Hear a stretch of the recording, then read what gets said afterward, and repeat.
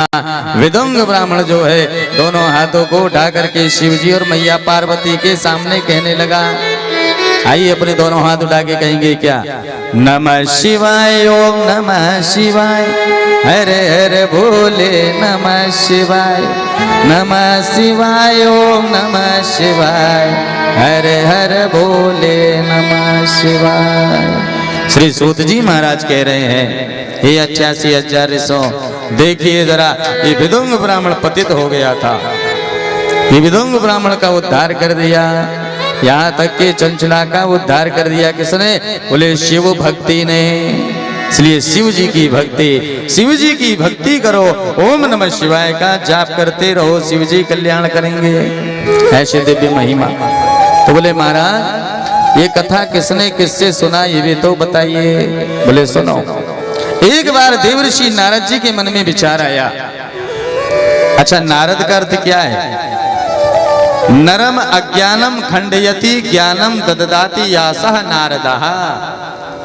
बड़े ध्यान से सुनिए, जो नरों के अज्ञान को खंड कर करके उनमें ज्ञान का प्रकाश करते वो है नारद। दूसरा अर्थ क्या है? बोले ना धन रद्द।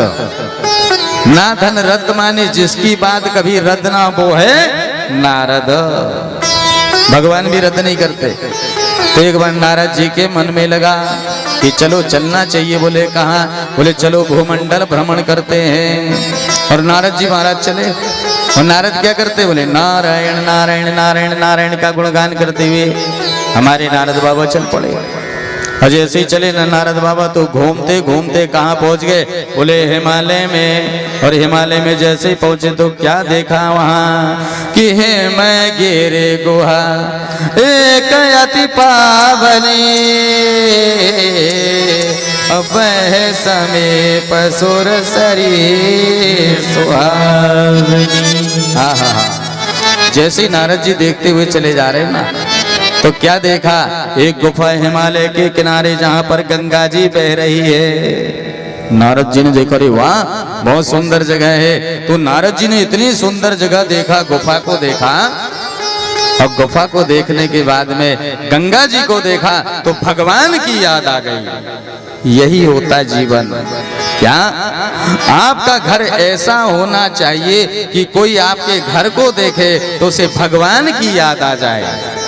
द्वार पर तुलसी लगी हो, बढ़िया सुंदर गौ माता का स्थान हो, आपके घर को अगर कोई देखे तो उसे भगवान की याद आ जाए। आज नारद जी को भगवान की याद आई। तो नारद जी ने सोचा भाई बहुत सुंदर जगह है, क्या करना चाहिए? तो नारद बाबा हमारे तपस्या करने के मन में विचार करने लगे। भगवान की याद आई, चलो थोड़ी देर तपस्या कर लिया जाए। तो नारद जी महाराज यहाँ तपस्या करने के विचार से उस गुफा में जाकर के बैठे। हम नारद जी तो नारद जी महाराज। और जैसे ही नारद जी की तपस्या चलने लगी, घोर तपस्या कर रहे बढ़िया, देवराज इंद्र ने सोचा भाई तपस्या नारद जी कर रहे, कहीं ऐसा ना हो कि नारद जी महाराज घुमक्कड़ संत है, घूमते घूमते थक गए हो, तो कहीं ऐसा ना हो कि अब तपस्या करने लगे। किस लिए? बोले भगवान को प्रसन्न कर लिया जाए और स्वर्ग का सिंहासन प्राप्त कर लिया जाए, अब बैठे बैठे रहेंगे बढ़िया। तो देवराज इंद्र ने सोचा भाई कुछ तो हो, क्या करें? तब कामदेव को बुलाया। और जैसे ही कामदेव को बुलाया, कामदेव को आदेश दिया, हे कामदेव जाओ, नारद जी तपस्या कर रहे हैं, उनकी तपस्या पूरी नहीं होनी चाहिए, भंग कर दो जाकर के तपस्या। कामदेव ने कहा जो आज्ञा महाराज। और कामदेव गए। नारद जी तो आंखें बंद कर करके तपस्या में लगे, तो बढ़िया तपस्या कर रहे हैं। और जैसे यहाँ कामदेव गए तो कामदेव भी ऐसे हम जाकर के जो बढ़िया मंद सुगंध समीर को प्रकट कर दिया है। पवनो ननुयंद सुगंध यतो मनुजम मरुजम प्रतिपातु सदा। मंद सुगंध समीर बहने लगी। नारद जी बैठे आंखें बंद है। कामदेव ने अपने सारे प्रयास कर लिए कि नारद जी की तपस्या भंग होनी चाहिए, तपस्या भंग हो जाए। सारे प्रयास करने के बाद जब कामदेव थक गए तो कामदेव ने सोचा क्या करूं? जाऊंगा देवराज इंद्र से कहूंगा तो देवराज इंद्र फटकारेंगे कि एक नारद जी की तपस्या को भंग नहीं कर पाए और नाम कामदेव। तो क्या करना चाहिए? उसी समय कामदेव ने सोचा जाकर के नारद जी के चरण को पकड़ लेना चाहिए। सारे प्रयास कामदेव ने कर लिया पर सब विफल हो गए। जैसे ही चरणों को पकड़ा है जाकर के वो कहने लगा क्या कामदेव? कामदेव ने कहा वाह नारद जी महाराज वाह, तपस्वी तो बहुत देखे, जैसे आपके जैसा तपस्वी कहीं नहीं देखा। क्यों? मैंने अच्छों की तपस्या को भंग कर दिया, लेकिन आपकी तपस्या को तो जरा देखिए, इतनी तपस्या आपने लगाए हैं कि मैं आपकी तपस्या को भंग नहीं कर पाया। अरे यहाँ तक कि महादेव की तपस्या भी मैंने थोड़ा वो कर दिया, परंतु नारद जी आप तो संकल्पवान है, आपकी तपस्या को मैं भंग नहीं कर पाया। अब नारद जी की इतनी प्रशंसा करने लगा कामदेव, और देखो जहाँ कोई अस्त्र नहीं चलते ना वहाँ प्रशंसा। अरे राम राम, ये प्रशंसा जो है इससे सावधान रहनी चाहिए। नारद जी की जब प्रशंसा करना प्रारंभ कर दिया कामदेव ने, तो नारद जी सुनने लगे अपनी प्रशंसा, और जैसे ही सुना अपनी प्रशंसा को तो नारद बाबा की आंखें खुल गई। आंखें खुली, नारायण नारायण नारायण। जो देखा सामने कामदेव चरण पकड़ के बैठा है। बोले महाराज महाराज नारद जी महाराज क्या? बोले महाराज मैंने सबकी तपस्या तो भंग कर पाया, लेकिन आप बड़े संकल्पवान है। नारद जी का तो ऐसे ही समझ रहे थे क्या? ऐसे ही वैसे ही थोड़ी है, हम भी संकल्पवान होकर के तपस्या कर रहे थे। अरे महाराज हाँ? बोले क्यों? अब देखिए यहाँ पर कामदेव ने अपनी सारी शक्ति को लगा दिया, लेकिन नारद जी की तपस्या भंग नहीं हुई, लेकिन प्रशंसा का अस्त्र ऐसे लगाया कि नारद जी की जो है तपस्या भंग हो गई। कामदेव कहने लगा महाराज एक बात कहें? बोले कहो। बोले महाराज आपके जैसा हमने तपस्वी नहीं देखा, हमने संपूर्ण प्रयास कर लिए। और दूसरी बात एक चीज और बताएं। बोले क्या? बोले बात एक ये और ये है कि आप तो तपस्या में काम को भी आपने जीत लिया, और साथ ही साथ में शंकर जी से एक कदम आगे निकल गए आप महाराज। कैसे? बोले शंकर जी ने काम को तो जीता, लेकिन क्रोध को नहीं जीत पाए, क्रोध को जला करके भस्म कर दिया। पर महाराज आप देखिए सही, आपने काम को तो जीते ही जीता, आंखें खुलने के बाद गुस्सा भी नहीं आया आपको मेरे ऊपर, आपने क्रोध को और जीत लिया। जैसे ही नारद जी ने सुना, हाँ तो कामदेव ऐसे ही समझ रहे थे क्या हमको? ऐसे ही वैसे ही थोड़ा ही है। बोलो ओम नमः शिवाय। ऐसे वैसे नहीं है। जैसे ही यहाँ पर कामदेव ने विदा हुए, नारद जी ने सोचा हो गई तपस्या, चलो कामदेव को जीत लिया, अब जाकर प्रचार प्रसार भी तो करना चाहिए कि नहीं? तो यहाँ से सीधे नारद जी चले कहाँ? बोले भगवान शंकर के पास पहुंच गए, और जैसे ही भगवान शंकर के पास पहुंचे, ओम नमः शिवाय ओम नमः शिवाय ओम नमः शिवाय कहने लगे। और कह रहे क्या? ध्याये नित्यम महेशम रजत गिरिनिभं चारु चंद्रावतंसम रत्नाकल्पोज्ज्वलांगम परशुमृगपराभीति हस्तं प्रसन्नं पद्मासीनं समन्तास्तुत्तमर्गणैर्व्याघ्रकृतिं वसानं विश्ववाद्यं निखिलमयहरं पंचवक्त्रं त्रिनेत्रम्। स्तुति करने लगे। भोलेनाथ ने कहा वाह वाह नारद जी, आइए आइए आइए, स्वागत है आपका। नारद जी का जैसे ही स्वागत किया ना भोलेनाथ ने, नारद जी गए बढ़िया से हो गए। तो भोलेनाथ ने पूछा, भोलेनाथ कहने लगे एक बात बताओ नारद जी। बोले हाँ, इस बार बहुत दिन बाद आए हो, क्या कारण है? बहुत दिन बाद, पहले क्यों नहीं आए? इतने दिन बाद आए हो। अरे कब से हमें तुमसे राम कथा सुननी थी, अरे इतने विलंब में आए तुम। तब नारद जी कहने लगे महाराज इसलिए विलंब से आए कि हमारा मन हो गया था तपस्या करने का, तो हम तपस्या करने लगे हिमालय की कंदरा में। अच्छा तपस्या करने लगे? बोले हाँ। और क्या बताएं महाराज, हम तपस्या कर रहे थे ना, ये इंद्र बड़ा ईर्षालु है प्रभु। क्यों? हम तपस्या कर रहे थे, इंद्र ने कामदेव को पहुंचाया। कामदेव ने बहुत प्रकार से प्रयास किया, लेकिन हमारी तपस्या भंग नहीं कर पाया प्रभु। हमने भी संकल्प बना करके तपस्या कर रहे थे, इसने बहुत प्रकार से हमें तपस्या भंग करने का प्रयास किया, लेकिन हमारी तपस्या भंग नहीं हुई। और महादेव एक बात कहे, हमने भी कामदेव को जीत लिया, कामदेव को हरा दिया महादेव हमने। क्या? कामदेव को जीत लिया तुमने? बोले हाँ। शिव जी ने कहा बहुत बढ़िया बात, बहुत बढ़िया बात नारद जी, लेकिन एक बात कहें। बोले हाँ, जो तुम हमसे कह रहे हो ना, ये जाकर के जो है और किसी से मत कहना, क्योंकि बार बार बिन बहु मुनि तो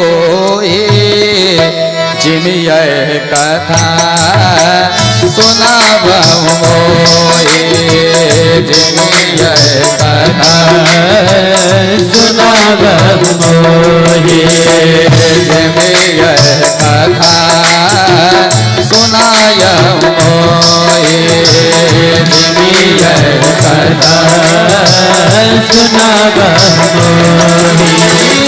बार बार बिन बहु मुनि तो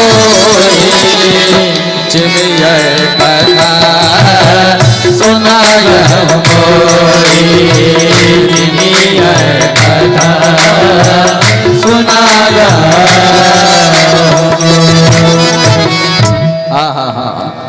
भोलेनाथ ने सोचा कि नारद जी आए हैं तो नारद जी हमें रामचरित्र सुनाएंगे, हैं?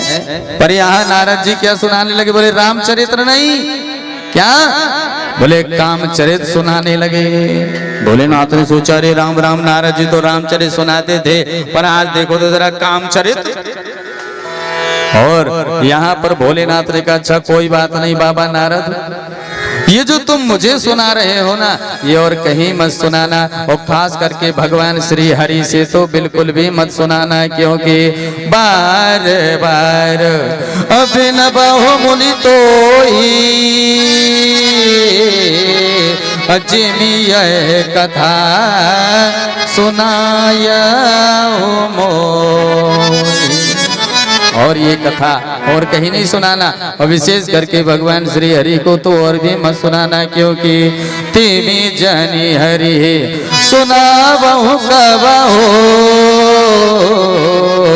चलहु प्रसंग दुराया तबाहु। नारद जी से जैसे ही कहा महादेव ने ना, नारद जी ने विचार किया अच्छा महादेव ये बात है, अपने से आगे किसी को देखना नहीं चाहते, यही तो दुनिया है? क्या महादेव आपने काम को जीता था, तो आप सोच रहे हैं कि काम के विजेता केवल आप ही बने रहे और कोई ना रहे, इसलिए मुझे सुनाने से मना कर रहे हैं। नारद जी ने कहा ठीक है महादेव सुनाऊंगा तो नहीं। बोले हाँ विशेष कर नहीं, बिल्कुल नहीं सुनाना, कहीं नहीं सुनाना, विशेष हरि को तो सुनाना ही नहीं। नारद जी ने कहा नहीं सुनाएंगे, ठीक है। प्रणाम किया और जैसे ही चले जा रहे हैं ना नारद बाबा, तो मन में सोच रहे वाह प्रभु वाह, मुझे मना कर दिया शिव जी सुनाने के लिए, और यहाँ पर सीधे नारद जी महाराज चले और कहाँ पहुँच गए? बोले भगवान श्री हरि के पास में। और जैसे ही श्री हरि के पास में पहुंचे ना, तो लक्ष्मी जी चरण दबा रही थी। रत्नाकर स्तव गृहम गृहिणी च पद्मा। लक्ष्मी मैया चरण दबा रही है, भगवान बढ़िया शयन कर रहे हैं। हमारे नारद बाबा पहुंच गए और कहने लगे क्या? नारायण नारायण नारायण नारायण नारायण। जैसे नारायण नारायण कहा, श्री हरि ने कहा अरे आइए नारद जी महाराज, आइए आइए आइए। कहाँ थे इतने दोनों से? और पकड़ा भगवान ने बढ़िया, हाथ पकड़ करके नारद जी को कहाँ बिठा लिया? बोले नारद जी को अपने सिर के पास में आसन दे दिया, यहाँ आओ, यहाँ बैठो हमारे साथ। नारद जी ने सोचा रे राम राम, हमारा इतना सम्मान क्यों? लगता है भगवान को पता चल गया कि हम भी काम विजेता बन गए, इसीलिए तो इतना सम्मान हो रहा है। बोले ओम नमः शिवाय, थोड़ा जोर से बोलना पड़ेगा, ओम नमः शिवाय। अच्छा हम भी काम विजेता बन गए, ये पता चल गया लगता है। तो यहाँ भगवान ने कहा एक काम करो, थोड़ा हमको रामचरित सुना दो, हैं? रामचरित सुनाओ ना। तो यहाँ नारद जी रामचरित नहीं सुना रहे, अब क्या सुनाने लगे नारद बाबा भगवान को? क्या सुना रहे हैं? कामचरित नारद सब भाषे, जदपि प्रथम भर जैसे बराके, जदपि प्रथम जैसे बराके, जदपि प्रथम भर जैसे बराके। जगति प्रथम काम चरित नारद सब भाषे जगति प्रथम भर